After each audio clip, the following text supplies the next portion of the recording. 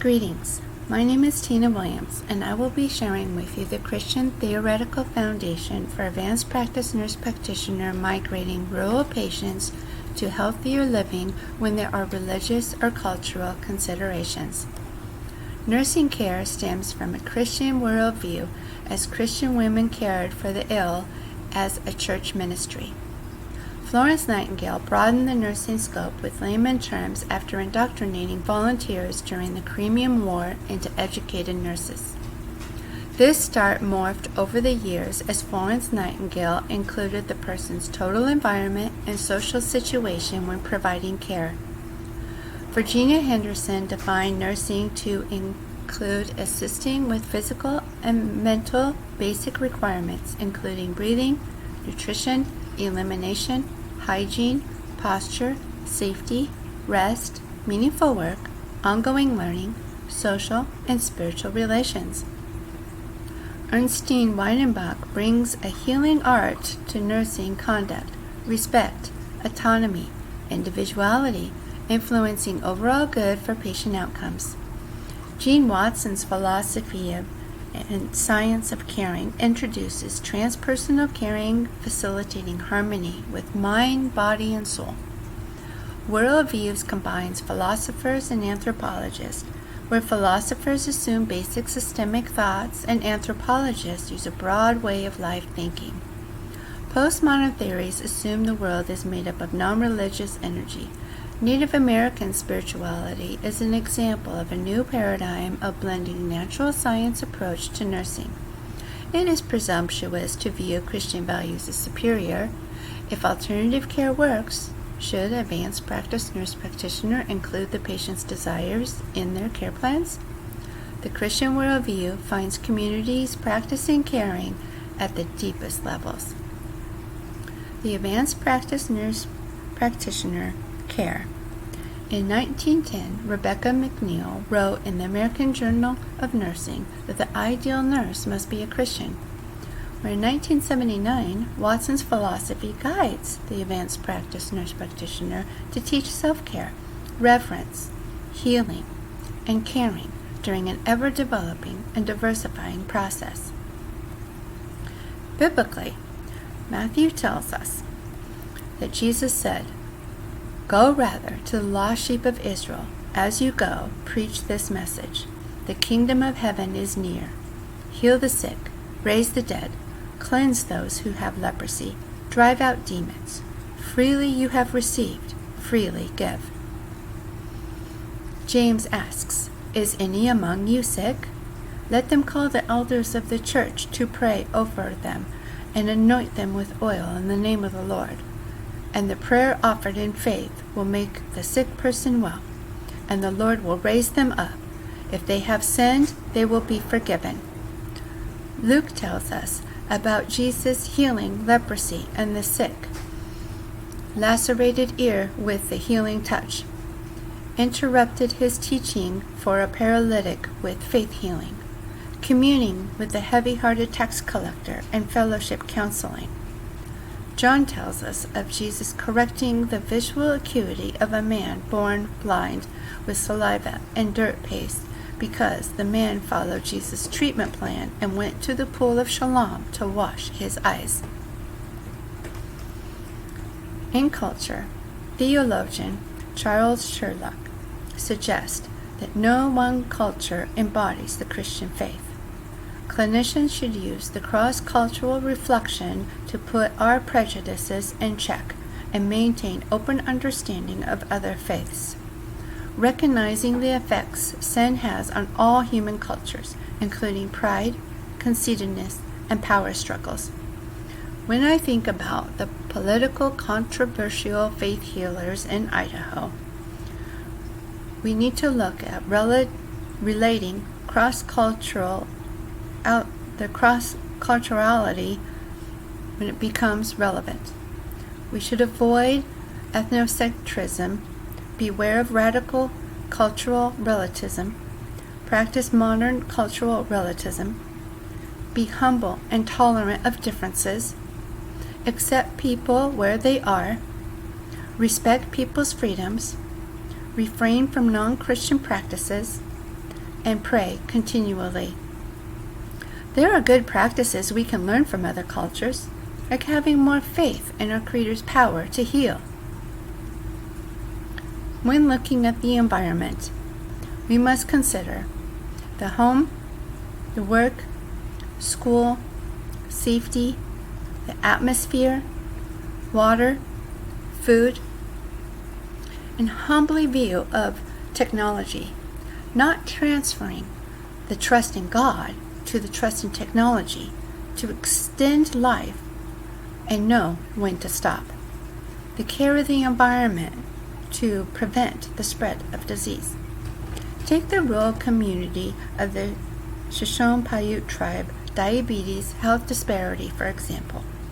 Look at all the environment and technology influences contributing to their health, from tobacco use, working in the mines, the Derby Dam significantly reducing the water for irrigation and waterfowl for food, the 2018 forest fire burning the wild berry picking areas, limited healthy, affordable food options from Cisco Foods. An open range creates severe driving hazards, killing the councilman's family, and many more. Distrust in the federal Indian Health Services until they become so symptomatic it is affecting their ability to work, thereby requiring dialysis technology to extend life.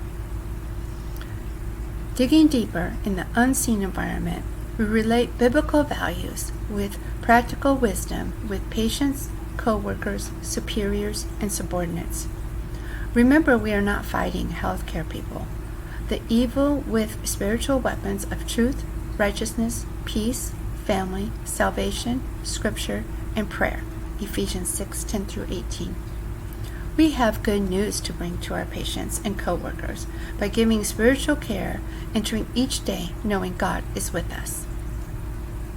In hope, Mary Thompson's research focuses on nurturing hope with our patients, encouraging them to reach their healthcare goals, fostering the feelings that they can overcome health difficulties and not give up through it all. Idaho rural faith healers have the hope that God will heal if they have enough faith. Through this example, we can attach trust in other healthcare modalities. One of my colleagues' patients continued to make doctor appointments for physical assessments and prayer while declining Western medicine testing protocols and treatment. Over the year, he earned her trust to draw some labs and make some relevant diet modification to address her symptoms. Through spiritual health, he is building hope and trust in the skills of her healthcare provider and his healthcare treatment plan recommendations.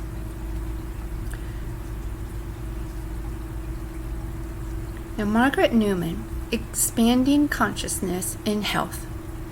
There are other broad concepts, like a dynamic process. It determines subjectively and objectively. It's a goal.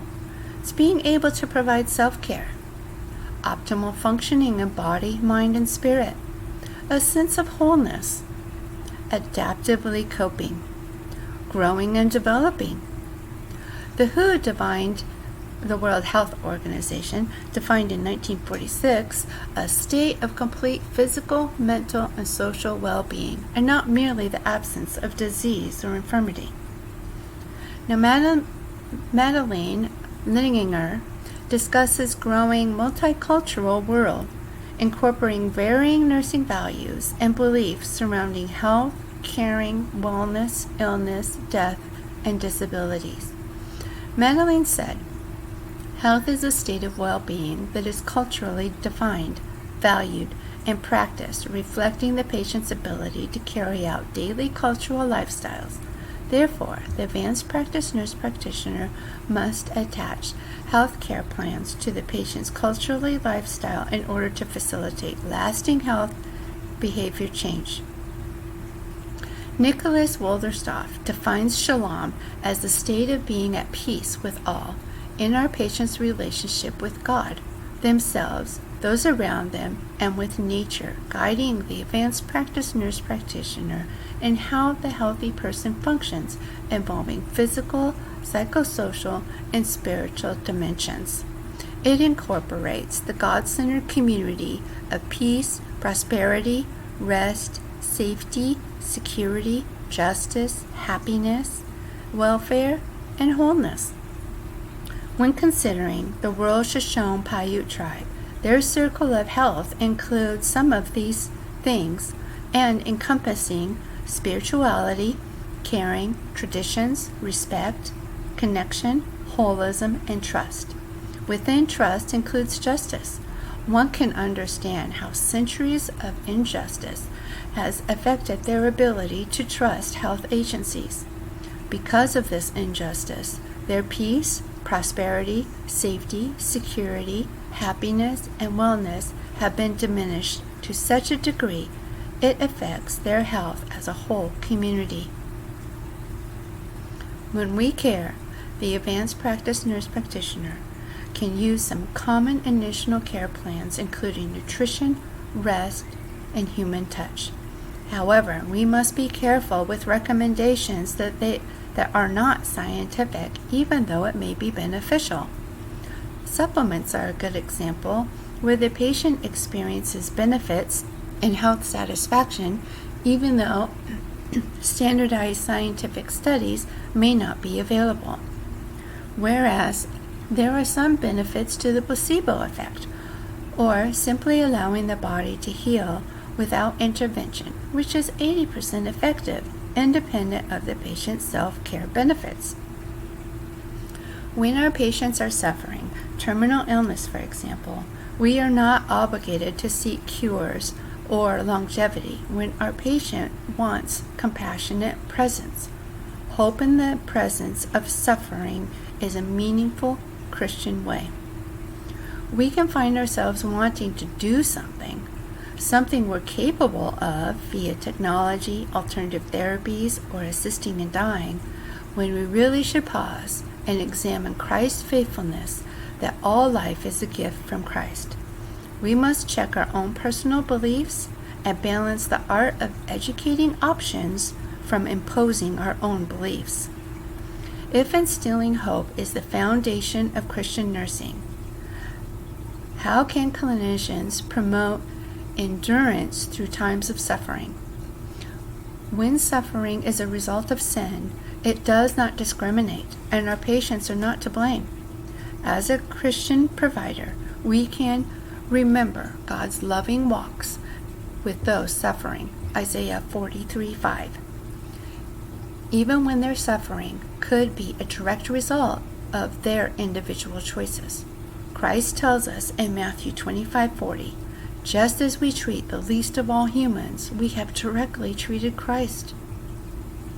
Whether we are caring for rural patients with religious beliefs prohibiting pharmaceuticals or Native Americans' distrust in federal health care, advanced practice nurse practitioners can practice patience and hope in all that we communicate, knowing all suffering will end at Christ's long-awaiting second coming. Here are my sources. Thank you for listening.